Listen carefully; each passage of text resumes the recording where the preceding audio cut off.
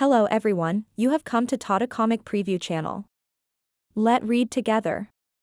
Have fun. Finally, after half an incense stick worth of time had passed, the black ticeway in Li Huowang's mouth finally slid down his throat, giving way to his heart-wrenching cries that echoed within the cave. Why? Why did I end up in this cursed place? Why won't this disease leave me alone? Li Huowang curled up like a fetus, remaining motionless in a corner of the preparation room. The other guiding drug ingredients didn't dare to disturb him and just quietly went about their own tasks. Unknowingly, night had descended upon them, and all the oil lamps on the wall were extinguished. Darkness enveloped Li Huowang like a blanket as he lay there like a corpse, unresponsive to the changes in the outside world. At around 1 a.m., a faint candlelight flickered to life at the entrance, illuminating the nearby shelves and dissipating the darkness around Li Huowang's body. It was Bai Lingmiao who was timidly carrying a bundle of dried grass toward Li Huowang, before carefully placing it over his body. Then, she pulled out a steamed bun made with mixed grains from her pocket, and placed it near his mouth. Seeing Li Huowang continue to remain motionless, she pursed her lips and gently nudged him. "Senior, please have a bite. You haven't eaten anything all day." Li Huowang's eyes were open. He hadn't blinked for those last few hours, and was just numbly staring at the icy cold ground. He showed no signs of movement despite Bai Lingmiao approaching him. Bai Lingmiao wanted to leave, but after a moment of hesitation, she took out a jade pendant from her pocket and placed it in the palm of Li Huowang's hand. "Senior, this is yours. Please take it back." This time, Li Huowang finally reacted. He looked at the object in his hand and realized that it was the circular jade pendant he had stolen from the previous Xian Yang.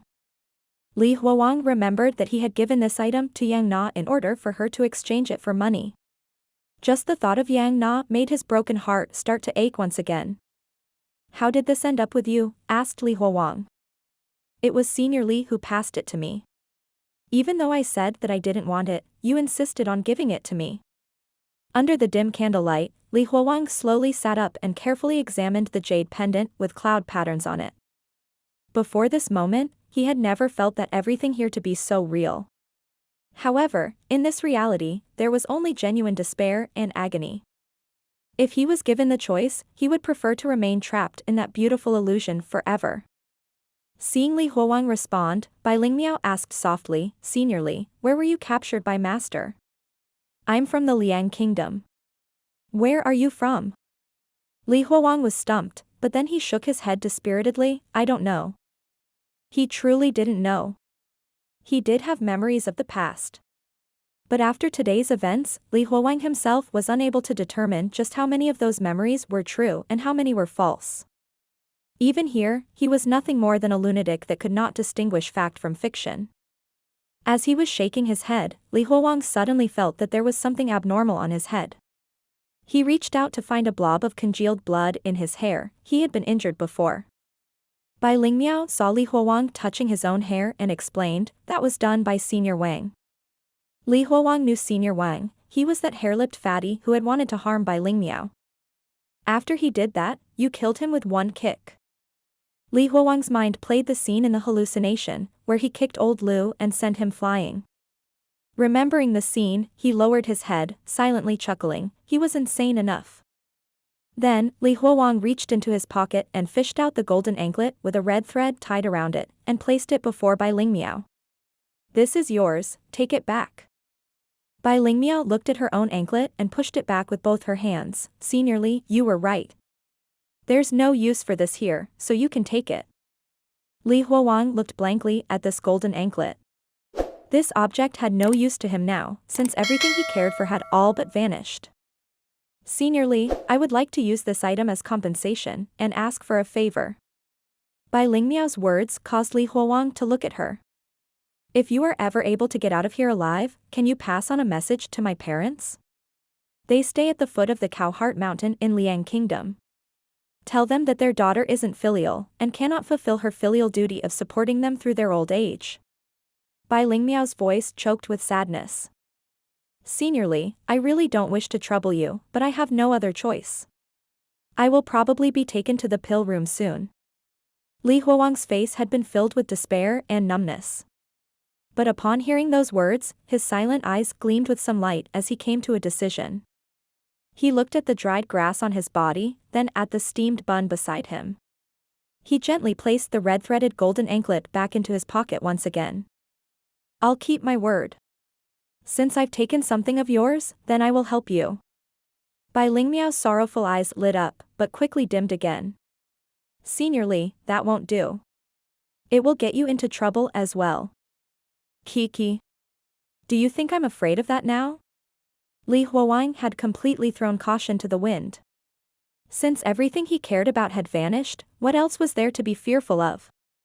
He struggled to stand up, shaking constantly due to his legs that were numb from lying on the ground for too long.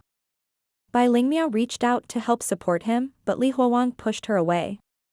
His eyes were fixed on the dark exit of the preparation room, before he walked out unsteadily. His enemy was no longer that sudden illness. Now, his enemy was that baldy, Taoist Dan Yangzi, someone who used humans to refine pills. When Dan Yangzi's ugly and nauseatingly large face appeared in his mind, Li Huowang's eyes were filled with a strong hostility, and he grinded his teeth with a grating sound. Just moments ago, he was wallowing in despair, but now he was filled with motivation. The only thing he had to do now was to find a way to kill him. The three Emperor officials emerged from the chaos. Under the order of the Jade Emperor, they took on the role of the Heavenly Official, Earthly Official, and Water Official.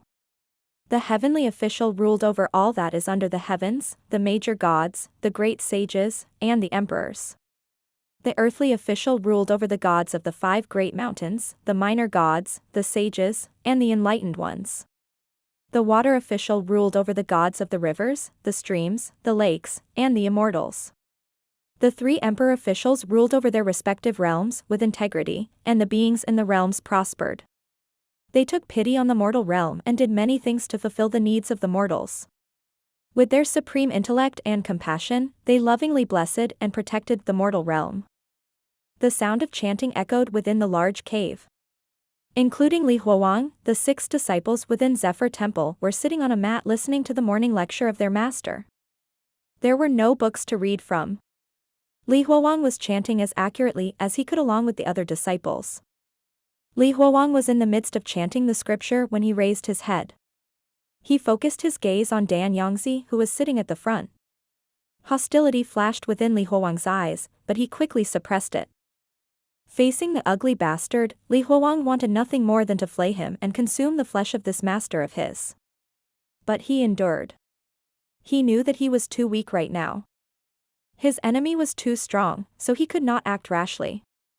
All he could do was to endure and wait for an opportunity to arise. While it might be really difficult, and Dan Yangzi might end up discovering his plans and kill him, Li Huowang didn't care about any of that anymore. When he saw Dan Yangzi shift his body sideways, Li Huowang quickly averted his gaze upward, past the 3 incense sticks, and focused on the 3 deity statues placed within an alcove in the wall of the cave. The 3 deities were 3 separate gods wearing yellow Taoist robes, their eyes neither sad nor joyful, their gaze forever gazing toward the insignificant mortals. The 3 deities did not have an air of holiness. In fact, they looked quite normal. If it wasn't for the Taoist robes they were wearing, the 3 of them would look just like normal humans.